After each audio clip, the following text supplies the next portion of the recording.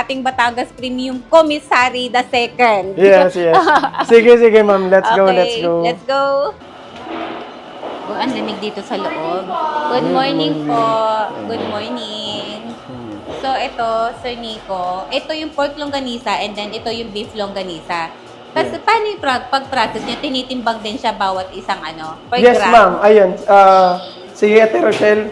So, siya yung naka-assign para magtimbang.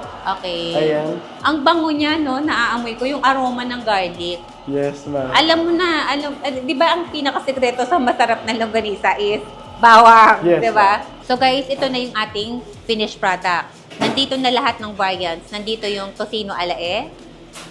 Tama, Sir Nico? Tapa Yes, alae. beef tapa alae. Beef tapa alae. Pork. Spicy. Oh guys, merong spicy garlic longganisa tayo dito. Garlic longganisa. At dito ako talagang na-starstruck sa triple garlic longganisa. Kasi usually pag sinasabi talagang longganisa, sa iba kailangan matapang yung strong yung dating ng garlic Pero ito ginawa nilang triple garlic longganisa. And meron din spicy triple. Garlic longganisa and beef garlic longganisa. At ito yung sinasabi ni Sir Nico kanina na Lai Samon Alae na available all through the year. So, mabibili natin siya ng naka-slice. Pero pag Christmas season, mabibili natin siya ng buo. Yeah. So, magkano ang pricing nito, Sir Nico? Ayan, so ranging yung price natin from 60 pesos up to... 60 pesos? Yes, 60 pesos lang po ito. 60 pesos? Yes. Meron ka ng garlic longganisa. Sir Nico, share mo naman sa amin saan mabibili ng ating mga consumers o sa mga interested na maging distributors or resellers ang ating Batangas Premium product. Our Batangas Premium products are available through our Facebook page.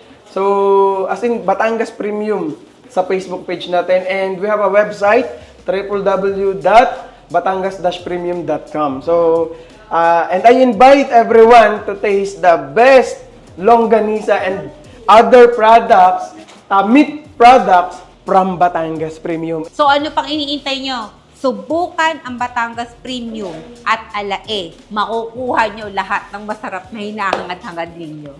Let's celebrate him! Yeah!